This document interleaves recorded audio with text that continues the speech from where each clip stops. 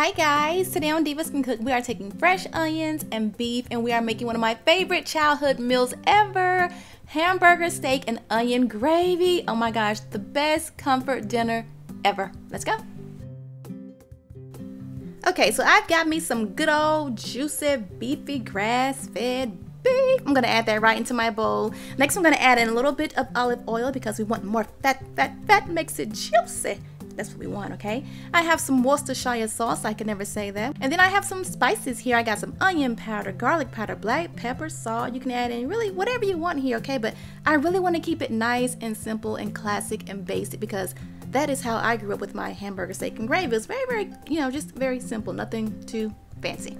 Okay, so I'm going to divide this into 6 patties. You can do 4 to 6 patties, whatevs. You want to go ahead and just pat these out just like this. You want to make them kind of big because they will kind of puff up and shrink up a little bit when you cook them. So make them a little bit bigger than the size that you want them when they're cooked. All right, so that looks wonderful, just like this. Flatten them on out, and when you have them all flattened out, all right, there they are. It is time to fry them up. So I'm gonna place this in my skillet. Make sure your skillet is nice and hot as soon as you add it in because you want these bad boys to sear up and get kind of like a, kind of like a little crust on the outside, kind of, brown and beautiful and stuff. So make sure that your heat is up high. I actually could have had my heat up a bit higher because they really didn't get that crust on like I wanted it to, And it's probably this non-stick pan, yeah.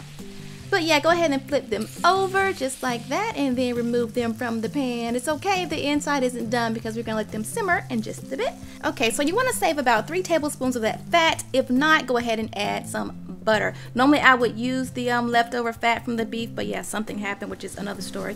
But I had to use butter, so I just throw your butter in your pan and then add in those sliced sweet onions. I love the way onions smell when they're cooking. They're all caramelized. It just smells so great. They smell so good.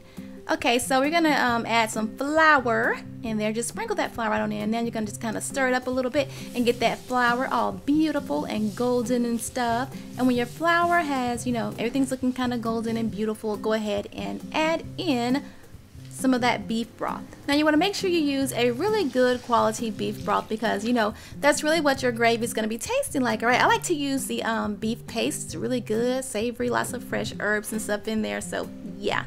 Okay, go ahead and add those little hamburgers back into your little mixture here. We're going to bring this to a nice simmer and let this simmer away for about 20 minutes just until the gravy is nice and thick and your burgers are cooked all the way through, okay? That looks great. Now go ahead and make your mashed potatoes or your rice, and then when you're done, here it is, all beautiful and just stick to your bones. This is some good eating, y'all, okay?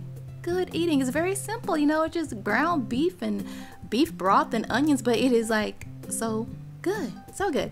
Okay, go ahead and just plate this on up, put your little gravy on your rice, and then you're good to go. I know there's somebody watching this like, what in the world is she eating?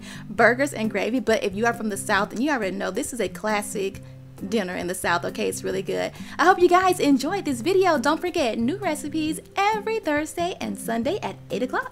Later.